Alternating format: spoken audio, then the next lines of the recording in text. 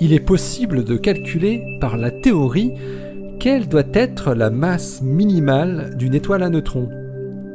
Leur masse maximale, quant à elle, avait été évaluée il y a quelques mois à partir des propriétés physiques d'une étoile à neutrons. Ici, pour la masse minimale, des chercheurs japonais l'ont calculée en s'intéressant aux processus qui ont lieu dans le cœur des étoiles massives en fin de vie, juste avant et pendant qu'ils s'effondrent en faisant exploser l'étoile. Ça se passe là-haut, par Eric Simon. Yudai Suwa de l'université de Kyoto et ses collaborateurs Takahashi Yoshida, Masaru Shibata, Hideyuki Umeda et Ko Takayashi ont effectué des calculs poussés d'évolution stellaire et des simulations hydrodynamiques avec rayonnement de neutrinos pour des supernovas à effondrement de cœur. Il s'agit ici des supernovas dites de type 2 qui sont produites lorsque des étoiles massives voient leur cœur de fer s'effondrer gravitationnellement sur lui-même, ne pouvant plus produire d'énergie par fusion nucléaire pour compenser la pression gravitationnelle. Les chercheurs japonais ont utilisé pour leur étude que publient aujourd'hui les Monthly Notices of the Royal Astronomical Society le paradigme standard des explosions de supernovas à effondrement de cœur, dans lequel les neutrinos qui sont produits au voisinage de l'étoile à neutrons nouvelle née échauffent fortement la matière post-choc. On sait par ailleurs depuis 30 ans que les étoiles évoluées ayant un cœur de carbone et d'oxygène, CO, qui est plus massif que 1,37 masse solaire, peuvent exploser en supernova et produire une étoile à neutrons. Mais en dessous de 1,37 masse solaire, le cœur de carbone-oxygène ne peut pas entamer l'ignition du néon et va donc rester à l'étape oxygène-magnésium-néon qui va finir par produire une supernova à capture électronique. Quand le noyau de magnésium va capturer des électrons pour transformer ces protons en neutrons, précipitant l'effondrement, puis l'explosion, dont le résidu compact est une étoile à neutrons, mais un peu plus massive que les plus légères qui sont recherchées ici. On sait depuis plusieurs décennies aussi que les étoiles de 8 à 12 masses solaires peuvent finir soit en supernova de type capture électronique, soit en supernova classique, entre guillemets, à effondrement de cœur, avec un cœur de fer de faible masse. Des études statistiques ont montré que ces étoiles devaient produire des étoiles à neutrons de faible masse.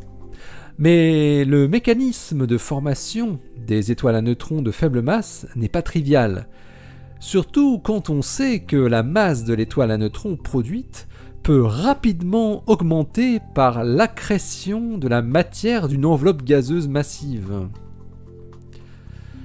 Les astrophysiciens japonais ont donc effectué leurs calculs sur des cœurs d'étoiles de carbone-oxygène en considérant que toute l'enveloppe résiduelle d'hydrogène et d'hélium a été soufflée auparavant.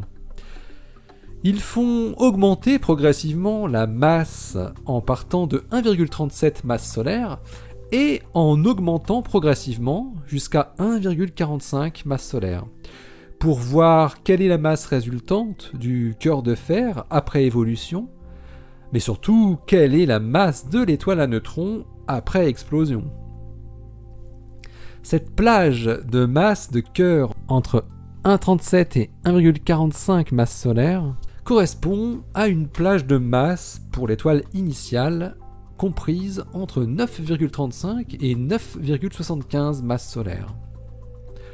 Yudai Suwa et ses collaborateurs trouvent ainsi que pour les cœurs de carbone-oxygène de relativement faible masse, qui arrivent à produire un cœur de fer suffisamment massif pour s'effondrer par la suite, les étoiles à neutrons résultantes ont une masse comprise entre 1,172 masses solaires pour un cœur CO de 1,42 masses solaires et 1,247 masses solaires pour un cœur de 1,45 masses solaires.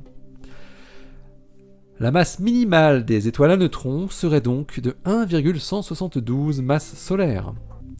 Or, cette valeur trouvée par le calcul théorique correspond étonnamment bien avec la masse la plus petite mesurée pour une étoile à neutrons, à savoir dans le système à 2 étoiles à neutrons qu'on appelle PSR J0453 plus 1559, et qui valait donc 1,174 plus ou moins 0,004 masses solaires.